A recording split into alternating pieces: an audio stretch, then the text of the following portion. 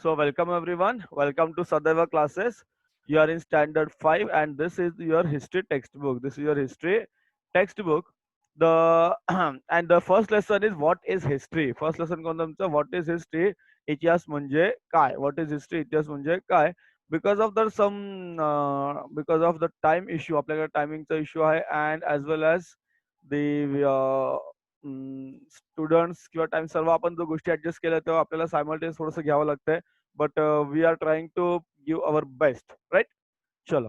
So what is history किंवा इतिहास म्हणजे काय? व्हॉट इज हिस्ट्री किंवा इतिहास म्हणजे काय? तुम्हाला शिकायचा इतिहास म्हणजे काय? व्हॉट इज हिस्ट्री ना. आता इतिहास म्हणजे काय रे बाळांनो? बघा तुम्ही गेल्या वर्षी शिकलेला आहात. गेल्या वर्षी तुम्ही इयत्ता 4थी मध्ये होते. तुम्ही कितवीत होते? इयत्ता 4थी मध्ये तुम्ही गेल्या वर्षी होते बघा. हं, एक सेकंड. गेल्या वर्षी तुम्ही कितवीला होते? 4थीला होते. आता तुम्ही कितवीला आहात? 5वीला आलेला आहात. गेल्या वर्षी तुम्ही शिवाजी महाराजांचं चरित्र शिकलात. माहिती आहे तुम्हाला? लास्ट इयरला तुम्ही छत्रपती शिवाजी महाराजांचा अभ्यास केलेला आहे. त्याचबरोबर स्वराज्य स्थापनेचे कार्य त्यांचा अभ्यास केलेला आहे शिवाजी महाराजांचं. शिवाजी महाराजांच्या जन्मपूर्वीचा काळ म्हणजे काय? तर आजपासून सुमारे 400 वर्षापूर्वीचा काळ तुम्ही पाहिलेला आहे. म्हणजेच आपण काय म्हणतो? 400 वर्ष काळ जुना किंवा 400 वर्षापूर्वी होऊन गेलेला काळ असे त्याला आपण म्हणू शकतो. जो काळ झालेला आहे, खूप जुना काळ तो आपण त्याला म्हणतो जनरली. ठीक आहे? बघा. What are we going to learn? Last year you have studied about Chhatrapati Shivaji Maharaj and his mission to establishing his mission of establishing Swaraj. Mission of establishing Swaraj. The time before Shivaji Maharaj was about 400 years before now, and that is known as the 400 years ago. त्याला काय म्हणतो आपण? 400 years ago, right? 400 years ago. Now you are in standard 5. आता तुम्ही कितवीला आहात? 5वीला आहात. You are in standard 5. आता बघा आपण काय करतो? आपण व्यवहाराच्या सोयीसाठी काळाचे 3 भाग करतो. किती भाग करतो? तुम्हाला सर्वांना माहित आहे. किती भाग करतो आपण? 3 भाग करतो. म्हणजे थोड्या वेळापूर्वी आणि थोड्या वेळानंतर आणि त्याचबरोबर आज, काल, उद्या आपण अशी काळाची विभागणी करतो.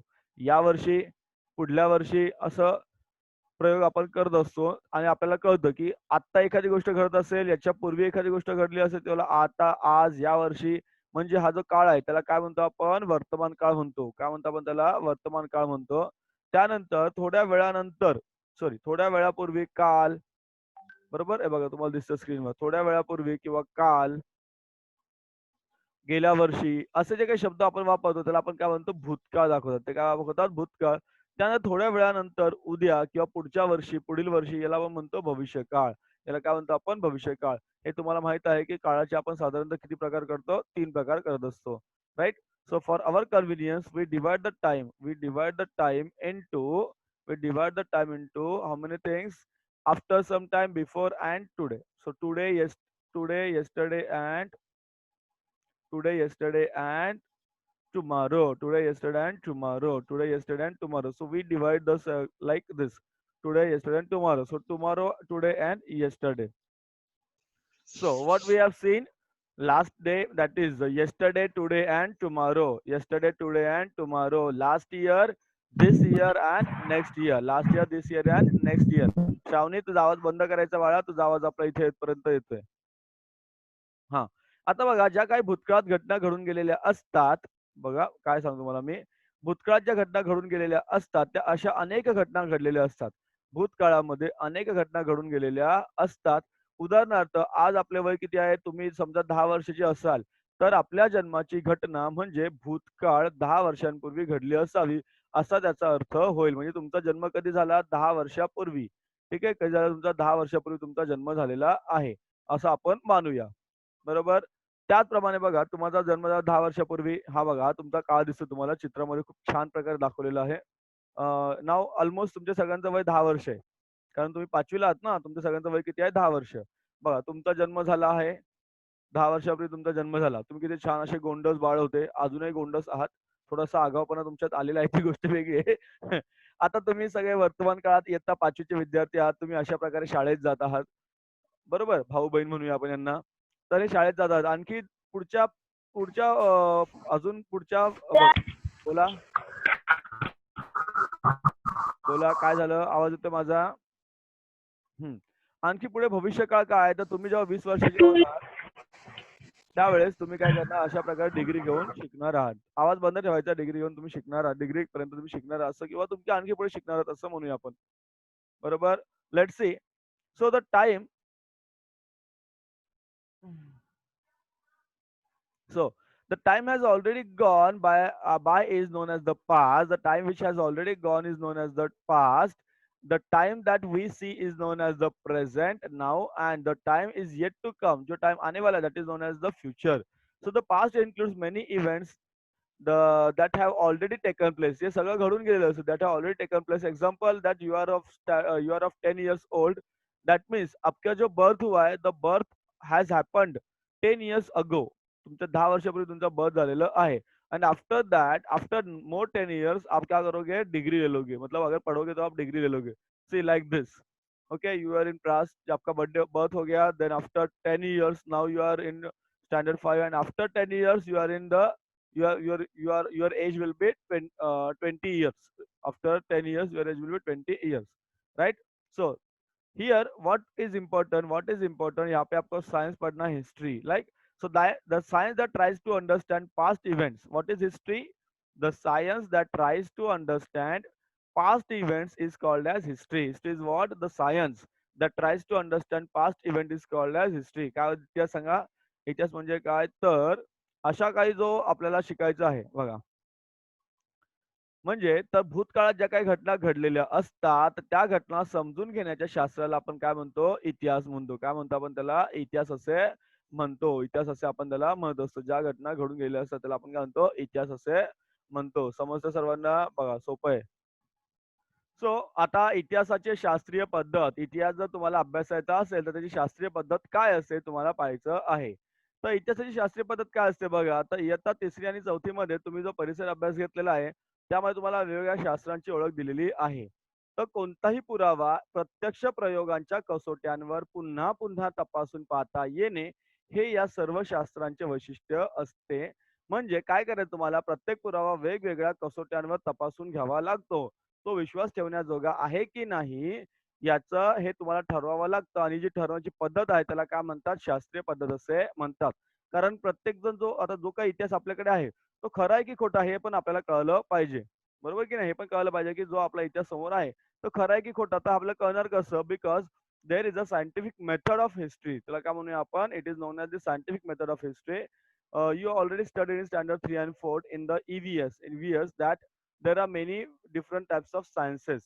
The special characteristic of all the science is that their facts are or evidences can be tested in experiments which can be repeated anywhere, anytime.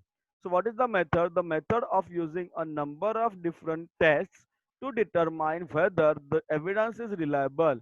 जे काही तुम्ही शिकता ते खरं आहे की नाही खोटं आहे ते बरोबर जो पुरावा आहे तो पुरावा तुम्हाला जो मिळालेला आहे तो खरा आहे की खोटा आहे याच्यावरून कळतं की चांगला आहे की नाही किंवा जी माहिती ती आहे ती खरी की खोटी कारण कधी कधी खोटी माहिती सुद्धा आपल्यापर्यंत पोहोचण्याची शक्यता असते म्हणून आपल्याला कळलं पाहिजे की कोणती मेथड योग्य आहे सॉरी कोणतं तुम्हाला दिलेलं सर्व योग्य आहे की नाही तर आपल्या जन्मापासून अनेक गोष्टी आपल्या आजूबाजू आपल्याला माहित असतात माहित नसतात तुम्ही लहान असतात तुमच्या जन्मापासूनच्या अनेक गोष्टी तुम्हाला माहित असतात का नाही तुम्हाला माहित असतात का नाही या गोष्टी कोण सांगतं तुम्हाला कोण सांगतं तुमचे आजी आजोबा तुमचे आई वडील ही जी माणसं असतात ते तुम्हाला सांगतात की लहानपणी तू अशी होती लहानपणी तू असा होतास तुम्हाला सांगतात की नाही लहानपणी छोटे बच्चे तुम्ही जेव्हा लहान होता तेव्हा तू असा करायचा तसा करायचा तुम्हाला त्या गोष्टी माहित नाहीयेत हे तुम्हाला कोण सांगायचं तुमचे आई वडील तुम्हाला सांगतात बरोबर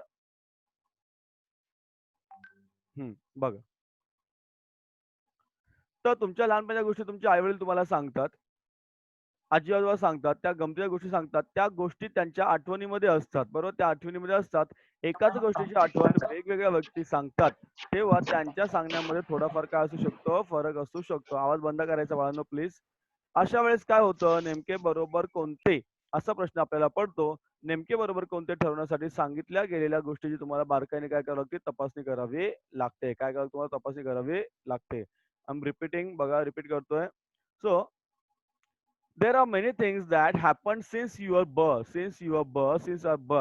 that we may not know about however what happens our grandparents and our parents or other often tells us amazing stories of our childhood Those stories are a part of their memory. However, when different people tell us about same event, we find differences in their narration. आपल्याला समजतं की थोडंफार त्याच्यामध्ये difference असतो. मग कोण खरं बोलतंय किंवा कोणाची गोष्ट योग्य आहे हे आपल्याला कळत नाही. So what we do in that case, we may wonder which one is correct. So we need to examine the detail of each narration carefully to decide the correctness of the fact. Correctness of the fact. बरोबर? Correctness of the fact.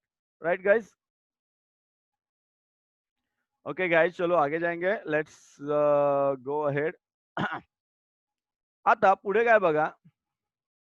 भूतकाळात घटना पुन्हा जशा तशा घडून आणण्याचा प्रयोग करणे शक्य असतं का? नाही. ज्या काही घटना घडून गेलेल्या असतात त्यांना आपण पुन्हा जशा तशा त्या घटना घडून आणण्याचा प्रयोग करता येतच नाही, शक्यच नसतं कोणालाही. त्यामुळे इतिहासाची मांडणीची पद्धत इतर शास्त्रांपेक्षा वेगळी असते. विज्ञान तुम्ही पुन्हा पुन्हा प्रयत्न करू शकता विज्ञानामध्ये, पण यात तुम्हाला करता येत नाही. त्यातील पुरावा शोधण्यासाठी, तपासण्यासाठी आणि जुळण्यासाठी शास्त्रीय पद्धतीचाच उपयोग केला जातो. त्यासाठी आवश्यकता असेल तर इतर शास्त्रांची मदत घेतली जाते.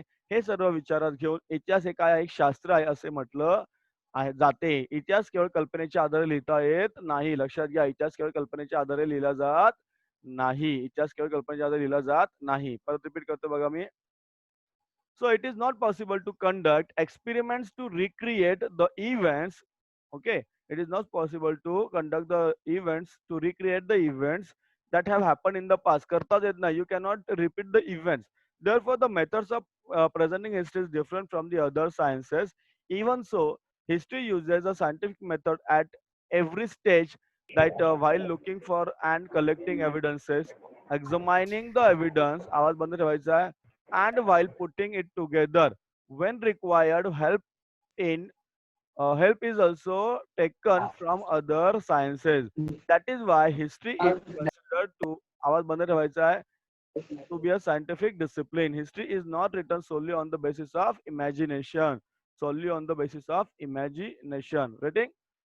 ठीक है, चलो थोड़ा आगे जाएंगे. वेळ आपल्याकडे आहे अजून. आता बघा तुम्हाला इतिहासाची साधने या ठिकाणी दिलेली आहेत. इतिहासाची साधने बघा काय काय इतिहासाची साधने तुम्हाला एका बाजूला तुम्हाला ग्रंथ हस्तलिखित दिलेले आहेत, नाणी आहेत, एका बाजूला आहे भांडी आणि एका बाजूला आहे ताम्रपट. तर ही काय आहेत? इतिहासाची साधने आहेत. साधने कशाला म्हणूया आपण की याच्यामुळे आपल्याला इतिहास कळतो. याच्यामुळे आपल्याला काय कळतं? इतिहास कळतो. इतिहास काय काय झालं आपल्याला या ठिकाणी कळतंय. बरोबर? इतिहास आपल्याला या ठिकाणी इतिहास हा समजतोय. इतिहास म्हणजे काय हे आता आपल्याला या ठिकाणी कळतंय.